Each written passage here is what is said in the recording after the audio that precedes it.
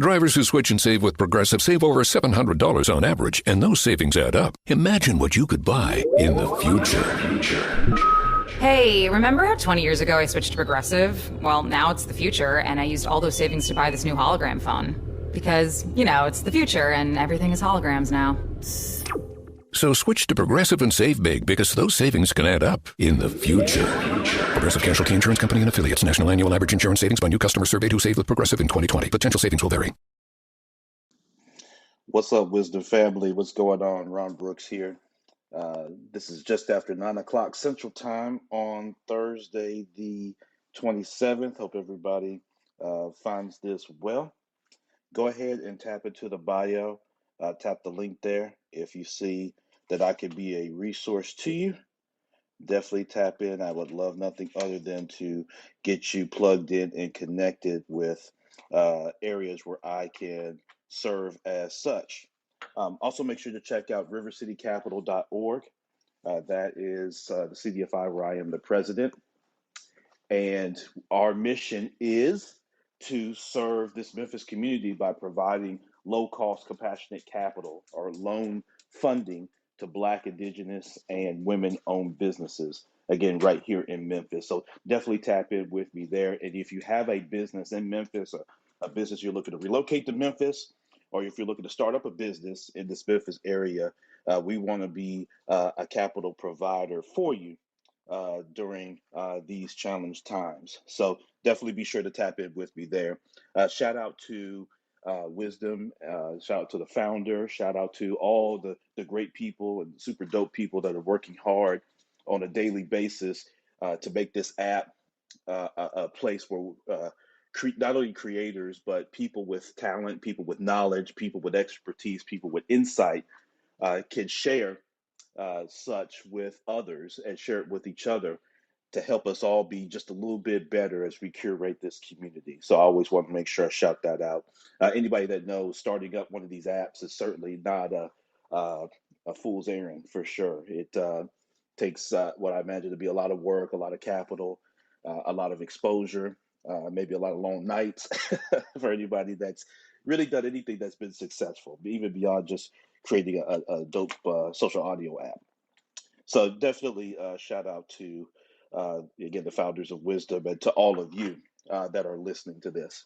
Let's get into something because I'm not going to be long-winded today. I've got a couple meetings coming up, one here in about 25 minutes. So I just wanted to come on and have this discussion about the importance of leadership during a pandemic. Now, what I'm not going to do is I'm not going to get into the political pieces of the White House or the Senate or the Congress or local, state or municipal leadership in this. That's going to be a completely different conversation and something I'm not going to be able to do in any kind of short period of time, because I think we all could admit that there are areas of opportunity, to say it nicely. I'm going to be nice this morning. So there are areas of opportunity that exist there when you look at leadership during a pandemic, right? No matter what side of the aisle that you find you like to sit on, whether it's the red side, the blue side, or any other color that exists, that sometimes is used to divide people. But again, that's another another conversation. What I want to talk about is the importance of leadership in business and the importance of leadership in family. And so let's start with family first, right? Because family comes first. So the importance of leadership in family. So whether it's yourself, you're a single person, whether you've got a household full of people that you designate as your family, there's an importance of leadership. And leadership comes down to, like any relationship, trust and confidence. And that's what I've learned, is that you have to instill trust and confidence in your family structure. And so how do you do that? That comes through transparency, that comes through discussion and conversation, that comes from active listening, right? You're not listening to respond. You're not listening for where you may disagree, right? And that's what's kind of happened even more so, has been exacerbated in this social media era, is we tend to listen for debate. We tend to listen for where I can find fault, who I can blame, right? We want to know why, why did somebody do this and why did somebody do that? We're always looking to exonerate ourselves and then indict the next person, right? And so instead of doing that, what leaders do is leaders look for the resolution, the solution. They look for where the bottleneck took place. How can we avoid that in the future, right? How can we avoid the bottleneck in the future? And then how can we determine a resolution to move forward? That's what it's about. Because leaders understand that the one constant thing that's going to come is going to be an issue or a problem. That just happens as the world revolves around its axis and as you have human beings, right? So anytime that you have movement, right? Cells divide, um, people move about, people interact, their problems are going to arise. You know that. That's right off the bat. So um, people who don't have that type of mentality focus on the problem and they focus on the fear of the results or the impact of the problem. And sometimes that happens in families. When things get impacted, it's easy to live in a bubble and say, well, this is only affecting me. This is only about me and my fears and my insecurities and uh, my willingness to panic, right? So leaders, obviously do the opposite of that. They don't panic. What they do is they understand in a broad, holistic sense that troubles are really just math problems, right? So really, what you're doing is you're solving for a math problem, right? That's all leadership is. So you solve for the math problem, right? And you do that through the conversation, through looking at the behaviors and adjusting or adapting the behaviors. And that's not always easy, right? That can result in a few scars, a few wounds, even a few casualties, right? Along that way. But it's all part of instilling the proper leadership. And so that's something that I think it misses a lot of times as we look in families. It's so easy nowadays for people to just call it quits. Again, social media has exacerbated this. Other media forms have exacerbated this notion that people don't want to commit to anything and they want to feel like they always have an out, right? And the truth of the matter is, yes, you're always going to have an out. You can always quit. Yeah, quitting something is not hard to do, right? There's always an out, right? You can always quit something. You know what I mean? Take anything in life. You can, if you want to quit it, you can quit it. What adults miss sometimes is adults want to have um, they want to have their cake and eat it too. They want to be part adult, part child, meaning that what it is they want to be shielded from the consequences like a child, but then they want to do whatever the hell they want to do as an adult. That's not in alignment, right? If you're gonna be an adult, be an adult. If you're gonna be a child, be a child. Okay. So in leadership, as an adult leader, right, you understand that the consequences of actions you have to bear, good, bad, or indifferent, because all consequences aren't bad. We often give a negative connotation to the word consequence, and we think when you hear the word consequence, people roll their eyes and they think negative, right? But it's not always negative. There are good consequences too, right? Um, when you do right by your family there at your house, there's positive consequences that come from that. Okay. Same in your business. I'll get to business here in just a second. Um, but it's about learning, it's about developing, it's about moving forward, and things happen in its own time. And one of the challenges in family leadership today is that because we have so much exposure to the outside world, it's easy to compare and contrast. And comparison is the robber of joy, right?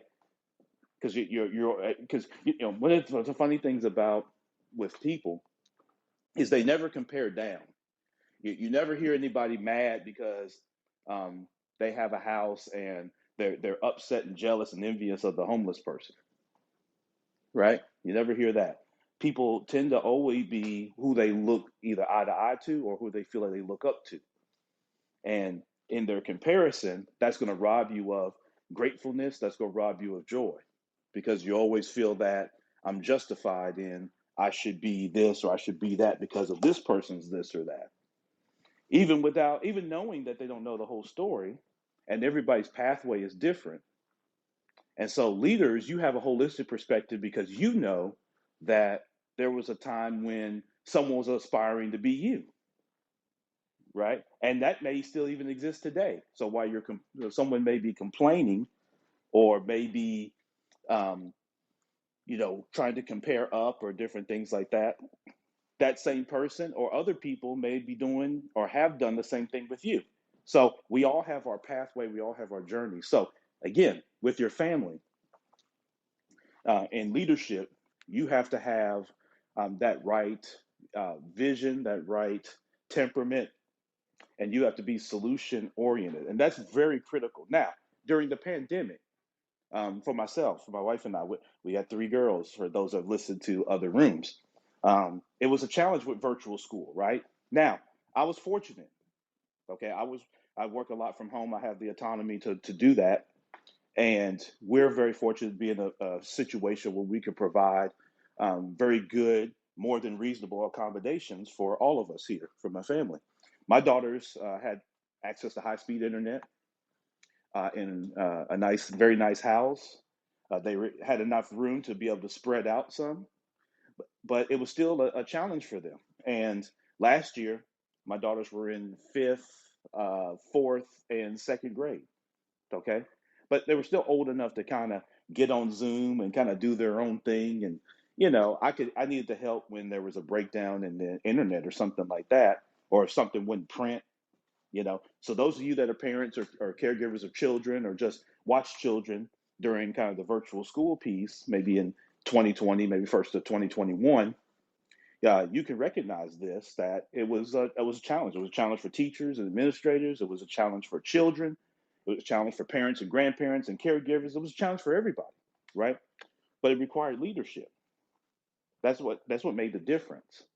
And so in leadership, for example, my daughters were here, so I still had to work, but I had to carve out time. So my time management had to be even more enhanced because I had to make time available to make sure that they were good, that they were able to log in, that they were paying attention, that they were capturing notes. And that was a challenge for one of my daughters more so than the other two, right? But again, that's what it's all about. It's about that leadership, right? And showing that. And so that's an example of an obstacle that, again, everybody didn't have access to those accommodations, as we know. That was the challenge of leadership in the pandemic, is when you outsource things to households vary wildly, right? In most school districts, right? You have some kids that are well-to-do and some kids that aren't. Now, that may not exist in certain school districts or with private schools and things like that. But in many public schools, you may have a wild variation between some people and for some kids in the households they come from. Access to high speed internet that's of quality, right? That has enough bandwidth for multiple devices. Um, access to parents or adults that create a loving, safe environment that can also serve as a resource to help with schoolwork and understanding concepts and things like that. Having access to parents and caregivers that show love and attention. Uh, all those things, being able to prepare reasonably healthy meals. All these things come into effect, right, when you start talking about leadership in the household. And so during the pandemic, it goes beyond just making decisions about vaccination and things like that. That's a whole nother topic as well.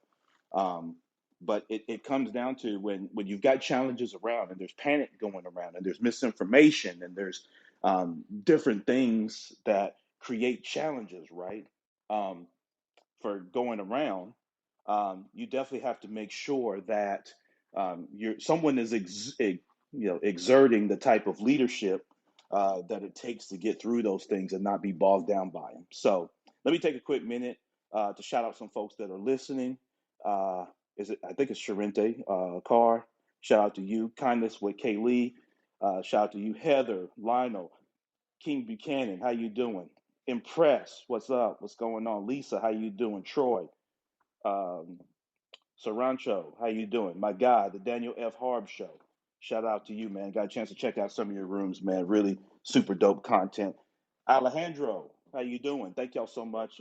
Just those are the folks that I want to shout out that are listening right now, and I'll do that some more here as we go on before we wrap up. Um, so we talked about family leadership. Let's talk about business leadership real quick, and you'll notice the parallels. In business, whether you own your own business, whether you're a W-2 employee, 1099 employee, whatever that is, you're an entrepreneur. Um, Obviously, leadership through the pandemic has been exacerbated because you have the responsibility in some cases either of just yourself as a sole producer, or you've got yourself plus employees. And your employees, as well as yourself, you're looking to the leadership of how decisions are made and how information flows within your organization. And so, if you're a leader, make sure that you take time to look at how information flows and check in on your employees. You know, one of the things for me as president of River City Capital here in Memphis is I have to spend a little bit more time than maybe in the past being mindful of people's mental health and how people are feeling and how they're really doing. You know, maybe more so than the attention you would have given that in the past, right? When everybody was in the office and you got a lot more FaceTime with people. Now we're all talking through Zooms. I mean, hell, yesterday I must have been on 6 Zooms, right, throughout the day, in various meetings and things like that.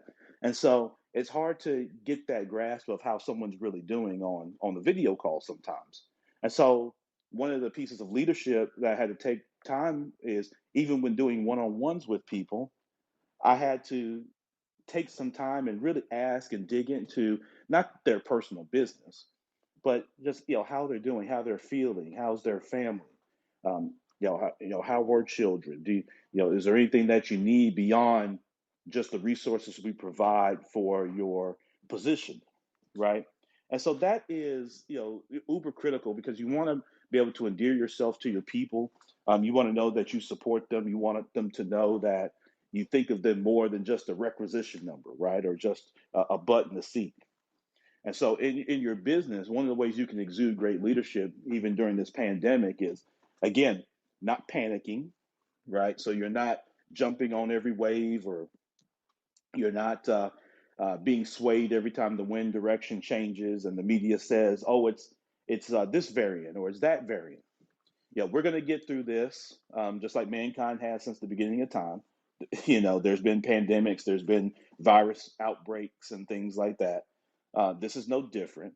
Take it very seriously, right? So show your people, your team, that you're taking it seriously. You're not just blowing it over, no matter what your personal view is of the pandemic and the virus and that sort of thing. You want to be neutral with your people, and you want to um, showcase that you're taking it seriously, but we're also not going to panic. Okay, here are the things that we're going to do. We're going to take action. We're empowered to take action. People that just like to whine and complain, what happens is they don't like to take action. They like to more blame. They want to be someone else's responsibility, right? They don't want to take their empowerment role. That's not leadership. Okay, so you want to be the leader, showcase that we have a mission and an approach. And so double down on that. Show your people that what they do makes a difference, that you value them. And during this pandemic, we're going to be safe, right, for ourselves. We're going to be safe for our vendors, our customers, and then the community.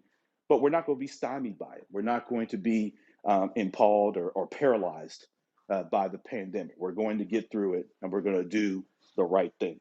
And so that's where your leadership comes in. And then you want to demonstrate that in your behavior as a leader as well. Okay? So all those things come into account or come into fruition if you decide to take that type of approach in leading your business and your organization. Last piece is, in business, it's also going to take some critical thinking. And you may have to have some tougher conversations that challenge the way that you do things or have done things. No one saw the pandemic coming, allegedly. um, And so you want to be able to understand that it's a big whammy. It's a punch in the gut, no doubt, and it's changed things, right? It's been a paradigm shift of paradigm shifts, and it's changed things, right? It's changed people's outlook. It changes the way people do things, and it will going forward for the foreseeable future, right? So it's recognizing that and appreciating that, but then uh, demonstrating and showcasing to your people that, again, here's how we're going to move forward, and we're open to the critical thought of how do we do things differently, sticking to our principles, right? But we're not bounded or enslaved to the past, right? So poor leaders come in and say, because we've been doing this since 1845, this is what we're going to continue to do. That's poor leadership because obviously things have evolved since 1845, or at least they should have. All right. So now that it's 2022, what do we have to do today? Right. Those leaders had to do what they had to do in 1845, but now in 2022, in a different environment with different people taste and outlooks and the impact of the pandemic, how are we going to lead the organization today? All right. So that's the type of conversation, that's the type of conviction, that's the type of authority that you have to speak with as a leader in an organization. Okay. And you have to be open to the critical thinking, right, that it takes to be successful. So, anyway, I wanted to come on. Looks like I've got a guest waiting. Let's hear who we've got. Looks like Miss, she's going to jump on here. Hey, Miss Carr, how you doing? I'm very well, very happy. How are you, sir? I am doing tremendously well, tremendously well. I appreciate you jumping on with me. I'd love to Yeah, just hear your thoughts on the subject of leadership during the pandemic. I actually had a question first because I was like, Oh, "Oh, he's please, talking about please. leadership." So I was like, "I have a question before I have insight."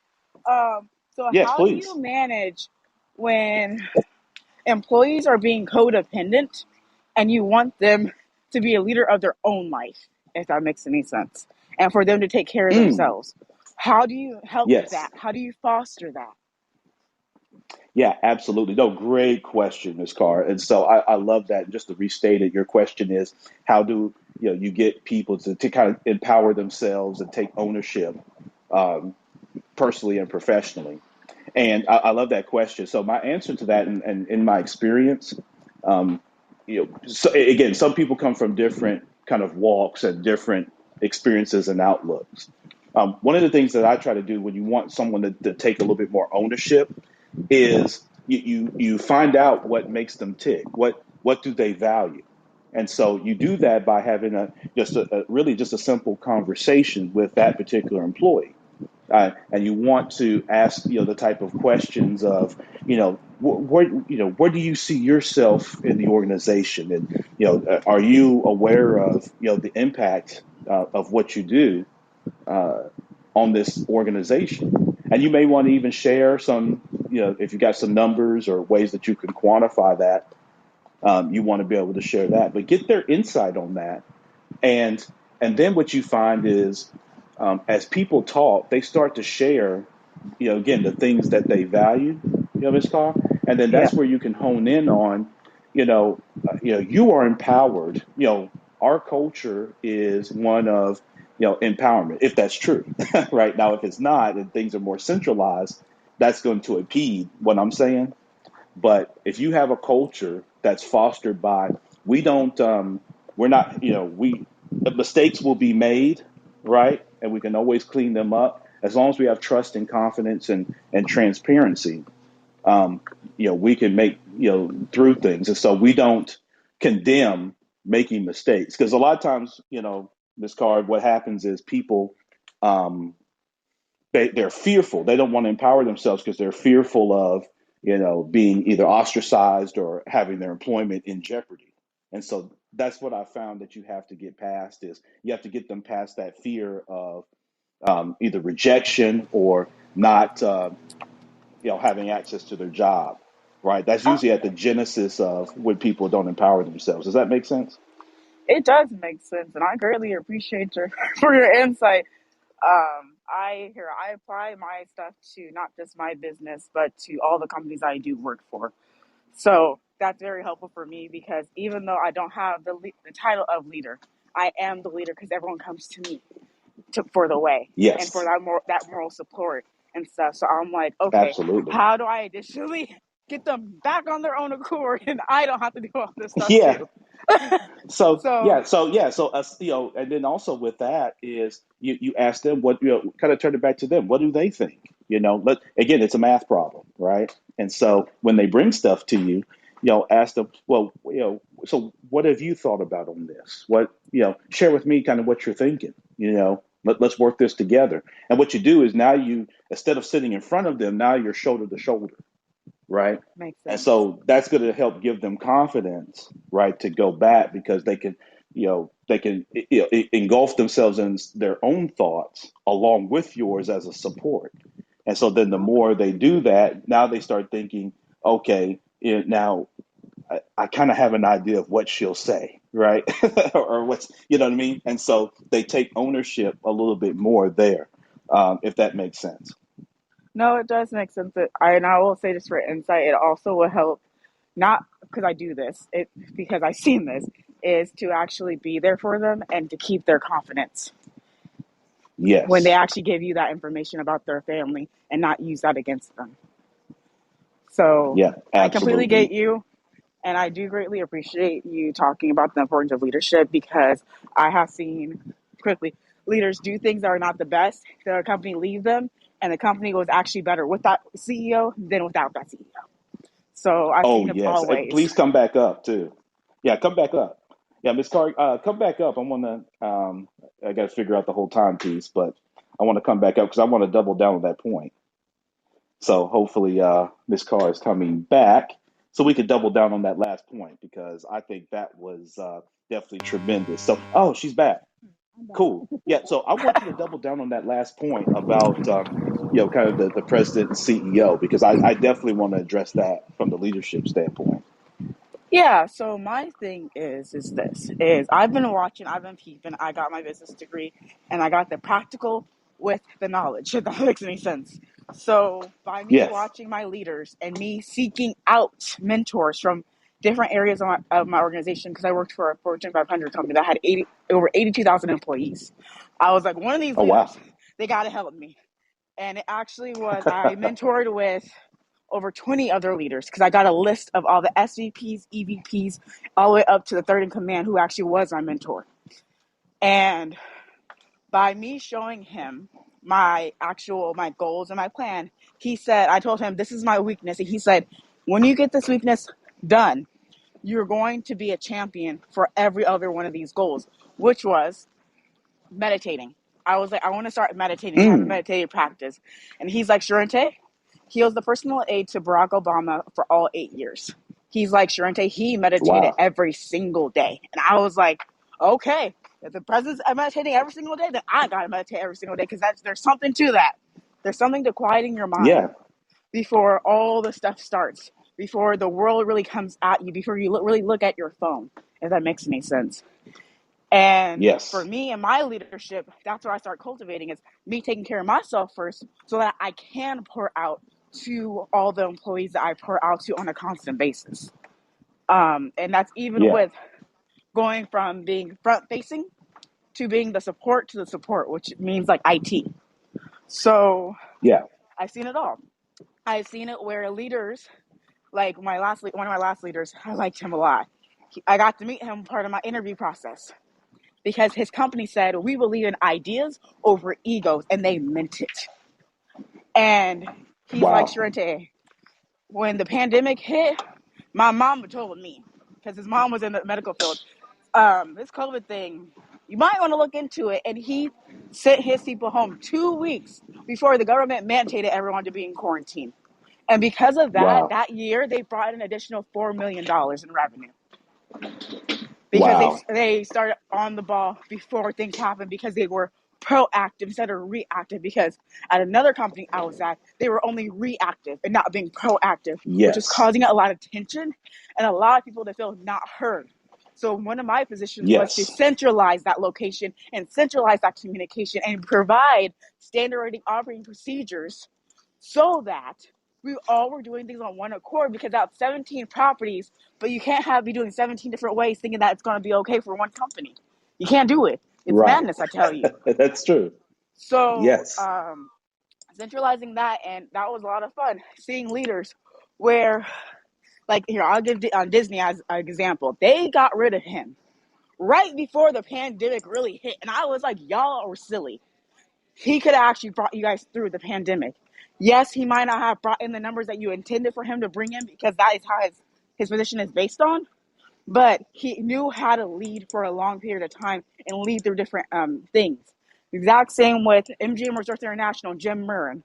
Jim has been in Yeah. he was CEO during the recession, okay?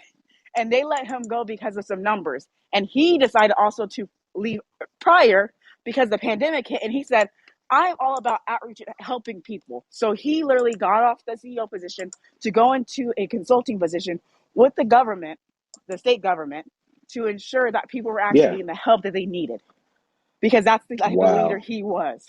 But my thing is, when they promoted the other guy, I was like, this guy actually doesn't have any experience. I bet this guy. What in the world's going on? I'm not saying this to gossip. I'm saying this because I've been paying attention. And with Right. him, he's been doing a really good job.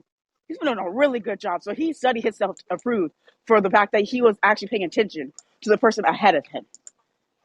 And you can actually Hmm. see that. You can know Wow. when a leader builds themselves from the bottom to the top. You can see when a leader does not do that and they were just handed the position because of a referral program. You can see it and you can Right. feel it, because the people that are true leaders are the people that are genuine, that actually want to help you, that want to champion you for you and your success, whatever that means, even if it's not at that company.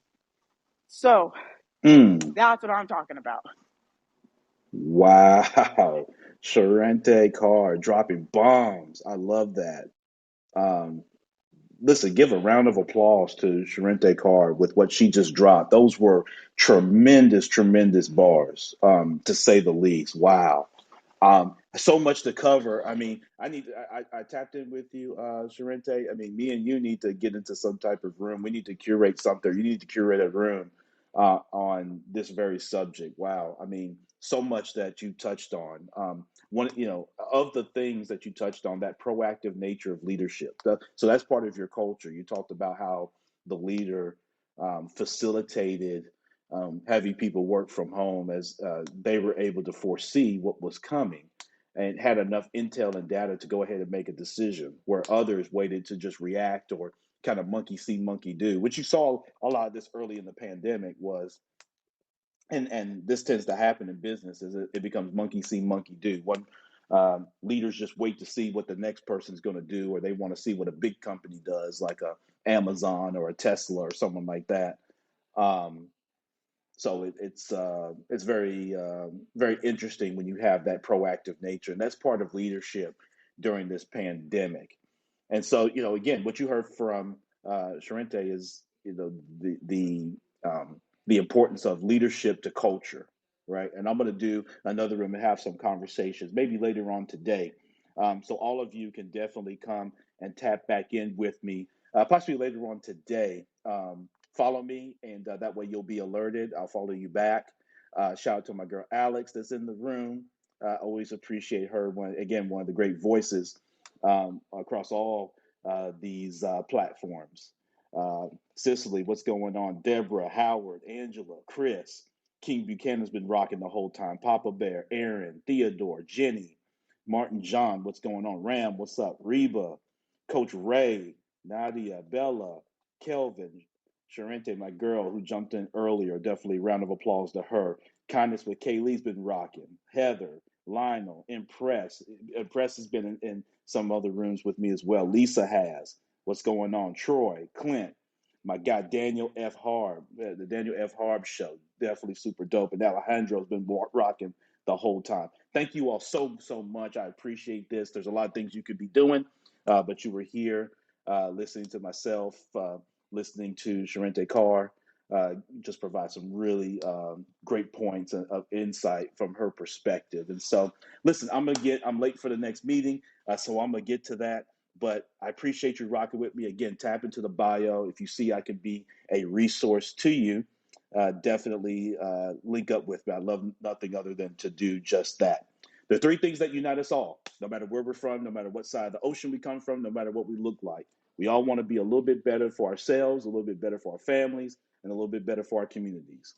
And if we can keep that in mind with everybody that we come in contact with, we'll collectively make this place just a little bit better. Okay? Listen, enjoy the rest of your day, choose your attitude, and go. Peace be to you. Drivers who switch and save with Progressive save over $700 on average, and those savings add up. Imagine what you could buy in the future. So I used the savings from switching to Progressive 30 years ago to buy tickets to the championship game. You know, between those two teams that didn't exist 30 years ago. Yeah, I'm a big Alaska Palm Trees fan. Which is a team now? In the future? So switch to Progressive and save big, because those savings can add up in the future. Progressive Casualty Insurance Company and Affiliates. National annual average insurance savings by new customers surveyed who saved with Progressive in 2020. Potential savings will vary. 15 minutes could save you 15% or more. Wait a minute. I've heard that before. That's the note Jeremy wrote to me in my yearbook in the 6th grade. How'd you even know that? Because it's from Geico. Yeah, wait, here it is. Dear Luke, have a great summer. P.S. 15 minutes could save you 15% or more. Love, Jeremy. Geico's had this tagline for years, because we help save people money. So wait, you're saying Jeremy copied you? Yeah, that actually does sound like something the J-Man would do. Geico. 15 minutes could save you 15% or more.